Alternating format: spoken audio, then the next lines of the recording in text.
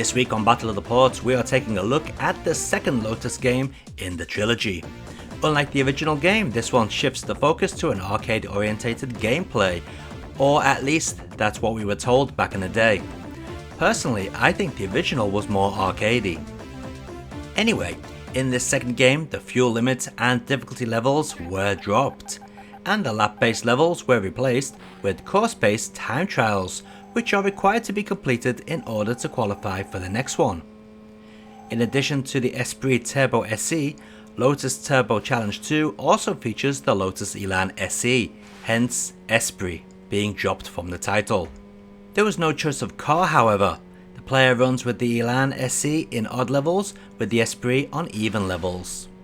Lotus 2's single player mode uses the entire game screen, well, on the Mega Drive it does, but around 3/4 on the Amiga CD32 and Atari ST instead of half the screen used in the original game. The opponent cars appear in a variety of colours this time too. Sadly, there is no longer any in-game music. Probably the greatest thing about Lotus Turbo Challenge 2 on the Amiga and ST is arguably the use of the serial port to connect another computer. You can link two Amigas, two Atari STs, or an Amiga and an Atari ST, running Lotus 2, making it possible for 3 or 4 players to play at the same time.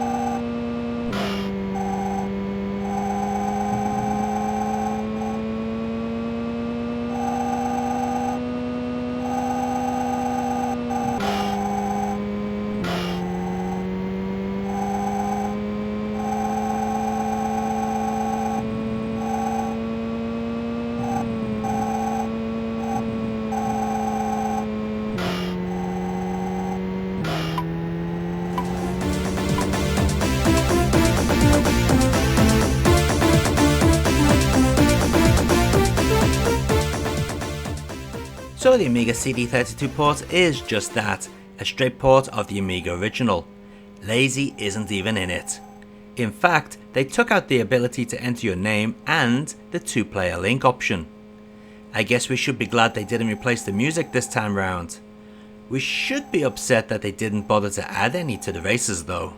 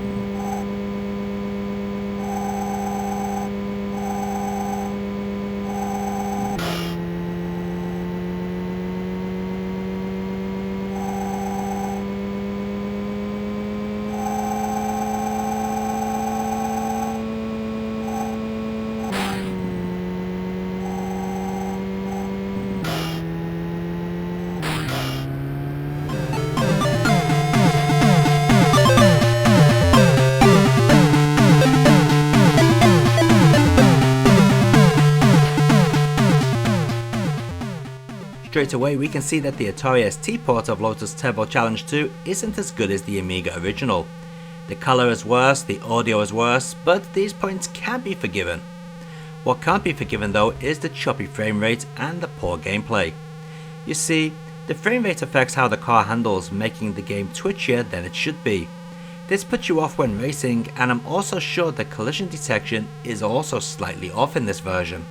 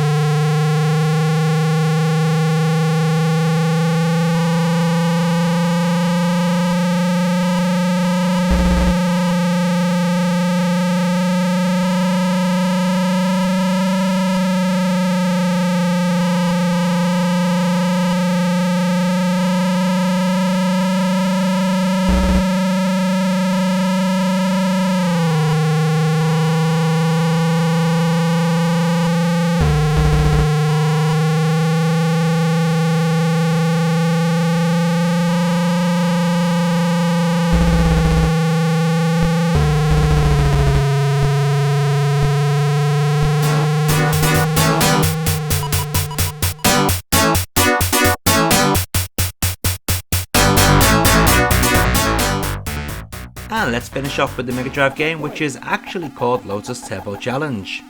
Make no mistakes though, this is the second game, it's just that it's the first on the Mega Drive. This port was developed by Phil Ranking and Pete Daniels. While their noble attempt is admiring, we can't put this Mega Drive port on the same level as the Amiga original.